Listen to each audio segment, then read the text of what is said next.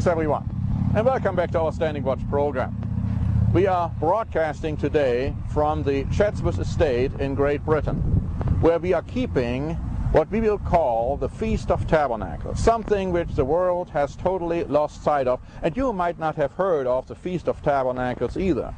And in order to explain to you why the Church of God is keeping the Feast of Tabernacles amongst other annual godly ordained holy days, I have with me here Mr. Brian Gale, who is a pastor in the Global Church of God in England, and he is going to explain to us now a little bit about the reason why members of the Church of God are keeping, for instance, the Feast of Tabernacles today. Well, thank you, Mr. Link, and I appreciate being able to be with you today. We have kept the Feast of Tabernacles here at the Chatsworth Estate in Derbyshire for the last 9 years out of 10 years, and of course these are the feasts of the Lord that are mentioned in Leviticus 23, and there's a whole series of holy days there, going right the way through from the Passover, through the days of unleavened bread, the Pentecost, trumpets, the Day of Atonement, and the Feast of Tabernacles, and the last great day. And these are days that the Church of God have kept historically from the time of Christ right through the centuries. And of course many people have not heard of them today because they keep Christmas and Easter, which are uncoordinated days that don't really mean too much and do have pagan origins.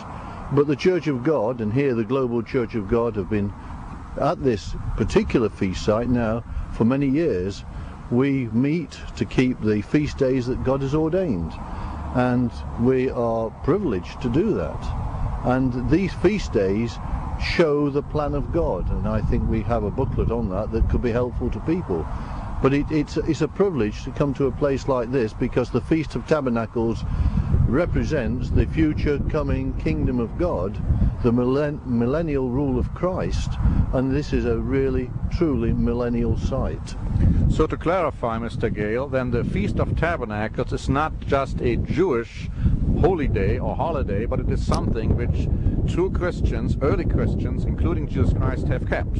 Indeed. In fact, if you look in Leviticus 23, the subheading, which of course is not inspired, but it does say the feasts of the Lord, and that is just echoing what it says in verse 2.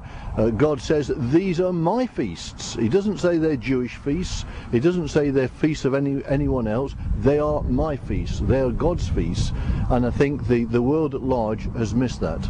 And also, isn't it true that when Jesus Christ returns and when he establishes a kingdom of God here on this earth, that the Bible makes very clear that the nations of this world will again keep the Feast of Tabernacles? Yes, it's a very good point. In Zechariah, I think it's 14, it does say there that all the nations will keep the Feast of Tabernacles, but those that don't won't have rain in due season. So it clearly shows that the Feast of Tabernacles will be kept in the millennium, is being kept now by God's people, and of course was kept in the time of Christ, as you rightly say. Thanks very much, Mr. Gale.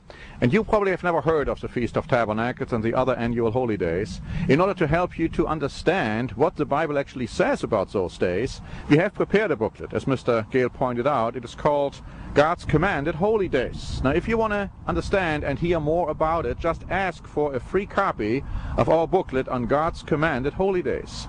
I guarantee you, if you have never heard of these truths before, you will be surprised. But I hope you will be pleasantly surprised.